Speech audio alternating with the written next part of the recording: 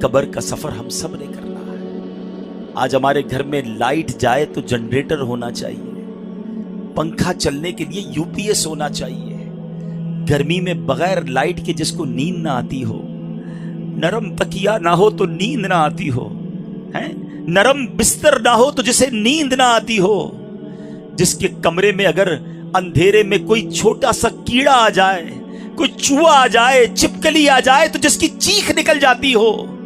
جس کو اکیلے کمرے میں اندھیرے میں ڈر لگتا ہو۔ ہم جیسا کمزور انسان جب قبر میں جائے گا تو سوچو، وہاں اگر اللہ نہ کرے جہنم کی آگ بھڑکا دی گئی، وہاں اگر اللہ نہ کرے سانپ اور بچھو آ گئے، ادھر تو میرے اور آپ کے جسم پر کوئی کیڑا آئے تو فوراً ہٹا دیتے ہیں۔ اس وقت تو کیڑے ہوں گے تو بھی بندہ نہیں ہٹا سکے گا، وہ دیکھ رہا ہوگا کہ میرے جسم پر کیڑے رینگ رہے ہیں، مگر یہ طاقت نہیں ہوگی کہ اپنے آپ سے اسے دور کر سکے۔ اے میرے پیارے اسلامی بھائیوں اور مدنی چینل کے ناظرین، آپ کا کبھی نہ کبھی تو قبرستان جانے کا اتفاق ہوا ہوگا نا۔ یہ جو قبریں اوپر سے ساری ایک جیسی دکھائی دیتی ہیں، اندر سے ایک جیسی نہیں ہوتی ہیں۔ دنیا میں اگر آپ کسی ایک کالونی میں جائیں، غریبوں کی آبادی میں جائیں تو مکان دیکھ کر پتہ چل جاتا ہے غریب رہتے ہیں ادھر۔ امیر کے علاقے میں جائیں تو کوٹھیاں دیکھ کر سمجھ آ جاتا ہے کہ ان کوٹھیوں میں امیر اور سکون سے رہنے والے رہ رہے ہیں، مگر قبروں کو دیکھ کر پتہ نہیں چلتا۔ دکھتی ساری ایک جیسی ہیں، مگر ہر قبر کی داستان جدا ہے۔ کوئی تو قبر میں جنت کی نعمتیں لوٹ رہا ہے، کوئی تو قبر میں جلوائے مصطفیٰ میں گم ہے، کسی کی قبر میں تو جنت کی کھڑکی کھلی ہوئی ہے، کوئی تو اپنی قبر میں نم کا نومت العروس کے مزے لوٹ رہا ہے، کسی کو تو قبر ایسے دبا رہی ہے جیسے ماں گود میں اپنے بچے کو پیار سے دباتی ہے۔ مگر اسی قبرستان میں کوئی قبر ایسی بھی ہوتی ہے پیارے اسلامی بھائیوں، جس میں سانپ اور بچھو اس قبر والے کو عذاب دے رہے ہوتے ہیں۔ میرے آقا نے اس طرح انگلیاں کر کے بتایا، عذاب کی ایک صورت سرور کائنات علیہ الصلوۃ والسلام نے اس طرح کر کے بتائی کہ بے نمازی کو قبر ایسے دبائے گی کہ جیسے پسلیاں ٹوٹ پھوٹ کر ایک دوسرے میں پیوست ہو جائیں گی۔ کسی کو قبر نے چکنا چور کر دیا ہوتا ہے، کسی کی قبر میں جہنم کی کھڑکی کھلی ہوتی ہے، اسی قبرستان میں کسی قبر میں آگ بھڑک رہی ہوتی ہے۔ اشجع الاقرا، حدیث میں اس سانپ کا نام بھی بیان کیا گیا۔ اللہ جس سے ناراض ہو، اشجع الاقرا، اندھا سانپ ہے جو قبر میں مردے کو ڈنک مارے گا تو 70 گز مردہ زمین میں دھس جائے گا۔ یہ عذاب بھی احادیث میں ہی بیان ہوئے۔ اے پیارے اسلامی بھائیوں، یہ زندگی تو تھوڑی ہے نا، وہ زندگی بڑی ہے۔ اس دنیا میں کم رہنا ہے، اس دنیا میں زیادہ رہنا ہے، تو پھر کیوں نہ ادھر کی بات کریں۔ جلیل القدر تابعی سیدنا حسن بصری رحمت اللہ تعالی علیہ ایک بار اپنے گھر کے دروازے پر تشریف فرما تھے، وہاں سے ایک جنازہ گزرا، آپ بھی اٹھے اور جنازے کے پیچھے چل دیے۔ جنازے کے نیچے ایک چھوٹی بچی زاروں کتار دوڑتی ہوئی اس جنازے کے ساتھ ساتھ جا رہی تھی اور کہہ رہی تھی، اے بابا جان، آج مجھ پر وہ وقت آیا ہے کہ پہلے کبھی نہ آیا تھا۔ حضرت سیدنا حسن بصری رحمت اللہ تعالی علیہ نے جب یہ درد بھری آواز سنی تو آنکھیں اشکبار اور دل بے قرار ہو گیا۔ دست شفقت اس یتیم بچی کے سر پر پھیرتے ہوئے آپ نے فرمایا، بیٹی تم پر نہیں، تمہارے مرحوم بابا جان پر وہ وقت آیا ہے جو آج سے پہلے ان پر کبھی نہ آیا تھا۔ دوسرے دن آپ نے دیکھا کہ وہی چھوٹی بچی آنسو بہاتی ہوئی قبرستان کی طرف جا رہی ہے۔ باپ سے بڑی محبت تھی، اس سے رہا نہیں جا رہا تھا، وہ قبرستان جا رہی ہے۔ سیدنا حسن بصری رحمت اللہ تعالی علیہ بھی حصول عبرت کے لیے اس بچی کے پیچھے پیچھے قبرستان کی طرف چل دیے۔ جب قبرستان پہنچ کر وہ چھوٹی بچی اپنے والد مرحوم کی قبر سے لپٹ گئی، حضرت سیدنا حسن بصری جھاڑیوں کے پیچھے بیٹھ گئے، چھپ گئے کہ دیکھوں یہ بچی کیا کہتی ہے۔ وہ چھوٹی بچی اپنے رخسار اپنے بابا جان کی قبر کی مٹی سے لگا کر کہتی ہے، اے بابا جان، آپ نے اندھیرے میں چراغ اور غم خار کے بغیر قبر کی پہلی رات کیسے گزاری؟ اے بابا جان، کل رات تو میں نے گھر میں آپ کے لیے چراغ جلایا تھا، آج رات قبر میں چراغ کس نے روشن کیا ہوگا؟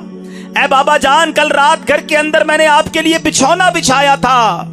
آج رات قبر میں بچھونا کس نے بچھایا ہوگا؟ اے بابا جان کل میں نے آپ کے جسم پر چادر اڑائی تھی، آج رات آپ کو قبر میں کس نے چادر اڑائی؟ اے بابا جان کل تو آپ کو جب بھوک لگی تھی تو میں نے آپ کو کھانا پیش کیا تھا، آج رات قبر میں جب آپ کو بھوک لگی تو کس نے کھانا دیا ہوگا؟ سیدنا حسن بصری غم کی ماری اور اس دکھیاری بچی کی یہ باتیں سن کر رو پڑے، قریب آئے اور کہا، بیٹی اس طرح نہیں بلکہ یوں کہو، اے بابا جان دفن کے وقت آپ کا چہرہ قبلہ رخ کیا گیا تھا، کیا اب بھی آپ کا چہرہ اس حالت پر ہے یا آپ کا چہرہ پھیر دیا گیا ہے؟ اے بابا جان آپ کو صاف ستھرا کفن پہنایا گیا تھا، اے عاشقان رسول ذرا اپنا سر جھکا کر آنکھیں بند کر کے اپنے بارے میں سوچو، جب ہم قبر میں جائیں گے تو ہمیں بھی ہمارے دوست قبر میں ایک چہرہ تو قبلہ رو کر دیں گے نا، کفن تو صاف ستھرا پہنائیں گے، مگر اس کے بعد کیا ہو سکتا ہے؟ سیدنا حسن بصری کہتے ہیں اپنے والد سے یہ پوچھو کہ بابا جان کل تو آپ کو صاف ستھرا کفن پہنا کر دفنایا گیا تھا، کیا اب بھی وہ صاف ستھرا ہے؟ اے بابا جان آپ کو قبر میں صحیح اور سالم بدن کے ساتھ رکھا گیا تھا، کیا اب بھی جسم سلامت ہے یا اسے کیڑوں نے کھا لیا ہے؟ اے بابا جان علماء فرماتے ہیں قبر کی پہلی رات بندے سے ایمان کے بارے میں سوال کیا جائے گا تو کوئی جواب دے گا، کوئی مایوس رہے گا، آپ نے اس سوال کا درست جواب دیا یا آپ ناکام رہے ہیں۔ اے بابا جان کل جب میں آپ کو پکارتی تھی تو آپ مجھے جواب دیتے تھے، آج میں کتنی بدنصیب ہوں کہ قبر کے سرانے کھڑی ہو کر پکار رہی ہوں مگر مجھے آپ کے جواب کی آواز سنائی نہیں دیتی۔ اے بابا جان آپ تو مجھ سے ایسے جدا ہوئے کہ قیامت تک دوبارہ نہیں مل سکتے، اے خدائے رحمان قیامت کے میدان میں مجھے اپنے بابا جان کی ملاقات سے محروم نہ کرنا۔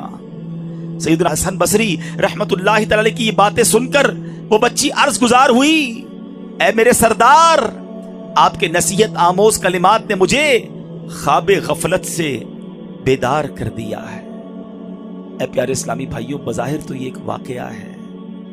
مگر یہ میرے پیارے اسلامی بھائیوں سیدی اعلیٰ حضرت امام اہل سنت قبر کی اسی رات کے بارے میں ہمیں سمجھا رہے ہیں۔ ارے یہ بھیڑیوں کا بن ہے، شام آ گئی سر پر، کہاں سویا ہے مسافر، ہائے کتنا لا ابالی ہے، اندھیرا گھر اکیلی جان، اندھیرا گھر اکیلی جان،